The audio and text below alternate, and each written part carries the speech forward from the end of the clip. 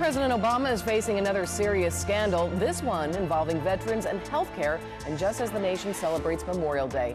Allegedly, government officials are said to have falsified records to hide how long veterans actually wait to see doctors at VA hospitals. Here's a closer look at that story.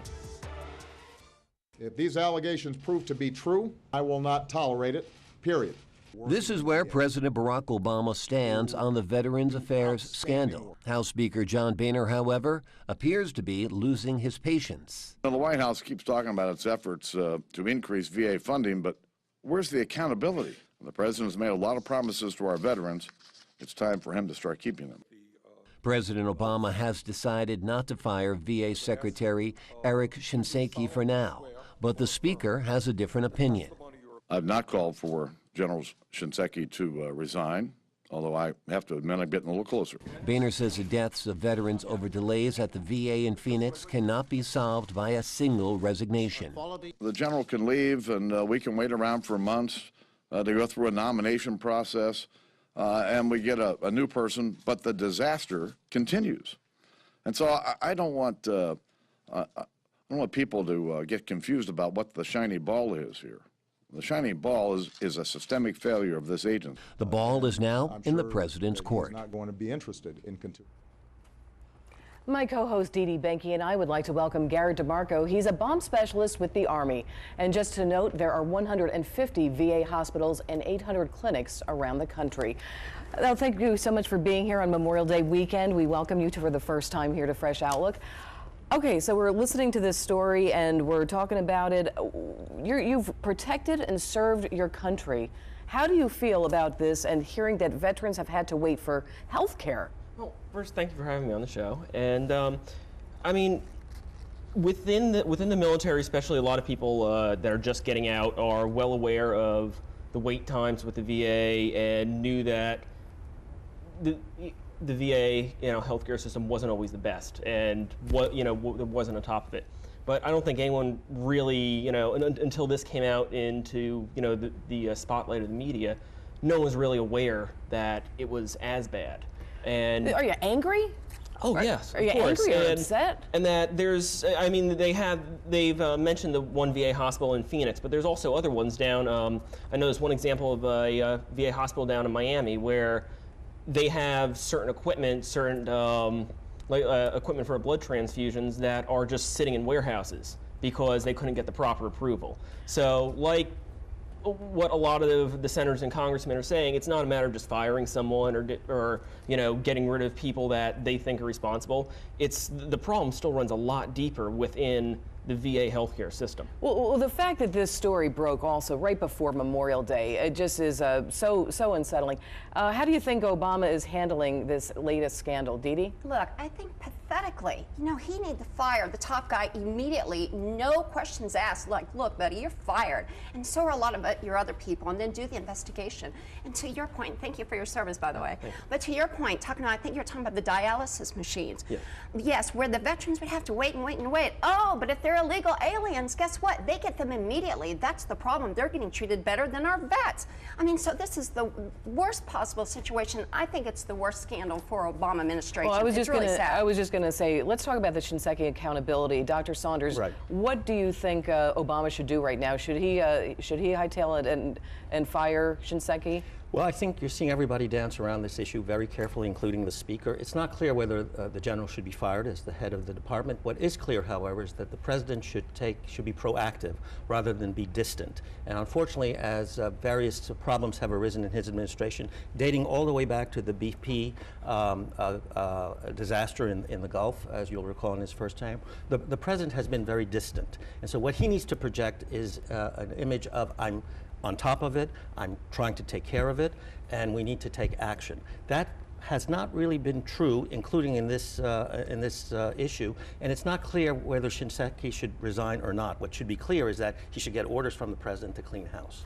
Well, I'll tell you, I read an interesting editorial piece this week where it said, George Bush used to say, "I don't read newspapers," but President Obama, who's a self-proclaimed news hound, he says, actually has to watch the television and read the newspapers to learn more about his administration. That's how I found out about this, and it happens over and over again. He keeps going back to, oh gosh, I didn't know anything about it until I heard about it on TV. Really? I don't know. I don't quite believe that. I think he got reports about the VA. And look, we've heard these stories for a while. It's not just Obama administration. For a report to be this bad and for the president to not act on it, shame on him. Dr. Bart, we have this wonderful Army specialist, Garrett DiMarco, sitting in our studios, rather disillusioned right now. If you were talking to veterans right now who have obviously heard about this latest scandal, what would you say? Well, actually, I had Congressman Forbes from the 4th District of Virginia on a radio show with me this week, and we talked about changing the thinking and the mindset at the VA so that some of these delays can be overridden by having the vets go out into the community and see a psychologist who's licensed like myself in New Jersey or a medical doctor in a community.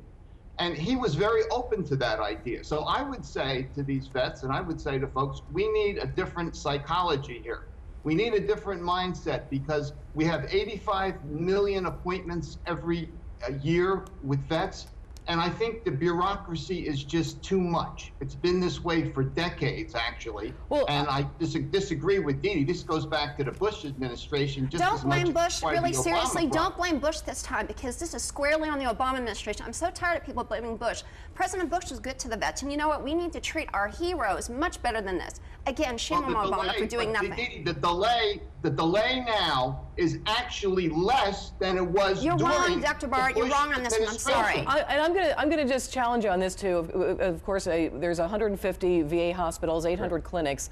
My father's a veteran. My father's been going to the VA hospitals, and this goes back a while, but it has gotten worse. My father goes to a veterans hospital, and he said that the wait time now is sometimes 3 to 4 hours. It's not worth going to anymore. What they've done with the VA hospitals and the whole VA system is it's just, actually I have a friend of mine, he was wounded in Afghanistan and currently in the process of being medically retired. And the only reason he's still in the Army right now is because he's waiting for both the Army doctors and the VA doctors to give him his percentage rating to get out of how bad and how disabled they say he is. And that's been going on for the better part of 6 months now. And he still hasn't gotten his ratings. He was supposed to get it last month. And I just spoke to him and he still hasn't gotten it. That's disgraceful. So if they're taking this long just to say, oh, well, we're going to say you're 50% disabled. Here's what you're going to get in your disability and here's what we're going to give you for medical care. How long are you going to sit around waiting now for to receive the actual care? But what's worse is we know they covered up that they made these poor vets wait, and then they died. Well, to know that and not act upon that, I think that's much worse. This scandal is going to get a little bit deeper. And I think if they find out that there were cover-ups, I think that there is going to be a tremendous scandal. Question for you, Dr. Sanders. How do you think the GOP will use this in upcoming elections? Well, they have to be very careful about it because you have to understand that there is a problem and it needs to be fixed. However, we don't want veterans to become a political football. Absolutely. I mean, veterans did not fight for Republican results in an election. They did not fight for Democratic results in an election. What both parties need to do is to send out a clear message that we care about the veterans and that we intend to fix the problem as swiftly and as well as we can. And that's why the GOP is treading very carefully. You saw Speaker Boehner speak about taking care of the problem as opposed to putting the blame on General Shinseki, because he's very conscious of the fact that this cannot become a political football. Our veterans are too precious. They've given too much to this country to be made into political footballs. Nobody's doing that. I'm sorry, but you're very wrong. And I think it's terrible to say that anyone would make veterans. I didn't say they were. I told you that the Speaker is trying to be careful about that. I know, but he said it's about time something happened. And he stepped up where Obama's not. I think you've seen many Democrats do the same thing. Look, the vets just need to be taken care of, and it's a shame what they've done. It's terrible, and vets have died. These are our heroes. We got to do everything for them. I don't think we disagree. I think this should be a bipartisan issue. Sure. It is. And I think that we can certainly hope that this does not become an issue because, of course, you guys are so precious to us. So let's talk about something happy. we are going to be celebrating Memorial Day, and that's certainly a wonderful, wonderful thing. We July 1880, just to go back and get a little history lesson. Dee Dee, you're a history major. July 1880 is the first one. It used to be called Decoration Day, and so now we have this wonderful day to celebrate the men and women who serve our country. And is it a proud weekend? And it's not a shopping weekend. It's not a barbecue weekend. It's all about you guys. Yeah, and I like that very much. I know they originally started calling it Decoration Day because that's where they would place flowers and on the graves of the soldiers who died during the Civil War, and that's where this all came out of. And I know my last few years in the military, we always had a big, kind of memorial, I guess you could call it, on the parade grounds, and I was stationed over in Fort Carson, so they had, they had entire brigades worth of soldiers line up there, and they had, a lot of speakers come out from, both current active duty military and, veterans from, all the wars past, from Vietnam, Korea, World War II, and the Gulf Wars, and all the way past that. So it's definitely a day to remember, definitely a day for me to. We encourage everybody to go out to those parades. Kind of interesting how it changed. A lot of the World War II vets obviously have gotten older and frail, and many have died off. So now you have the Korean War vets and the Vietnam War vets, but a lot of people sort of stopped going to the parades, which was interesting. And now with everybody coming back from Afghanistan and Iraq, there's more people attending these parades, and I think that's a wonderful thing. Yes, indeed. I think the holiday is both a sad holiday because we commemorate, of course, the loss of life, but it's also a beautiful holiday because it commemorates the best in America. And so it combines both. It's a bittersweet holiday, and it comes at an appropriate time, the start of summer, where we all get to enjoy our liberty. And it's important that we remember those who gave us that liberty, those who defended the country. So it's a beautiful holiday in many ways. I couldn't agree more. Dr. Bard, any last words? What are you going to be doing for Memorial Day?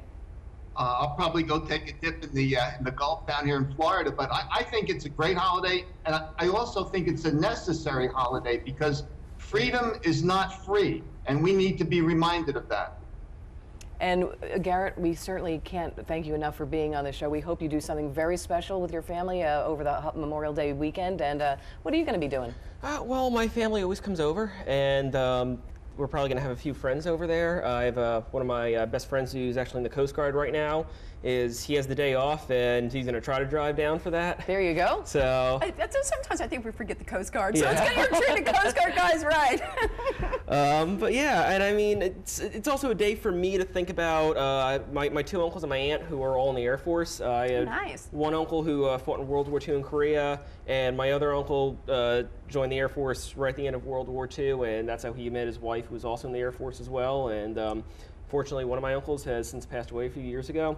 But now we still have, my aunt and uncle. I do have my other aunt and uncle that are still living down in Florida. And well, Garrett, we certainly hope you have a wonderful day, and also a day to remember all the ones that, all the veterans that did fall. I personally lost a friend in Afghanistan this year, Timmy McGill. So we thank everyone for their service, and we thank you, Garrett. Thank you. Don't go away, everyone. Much more to come here on the show, including a look at some of the lighter stories of the week. The lightning round is next.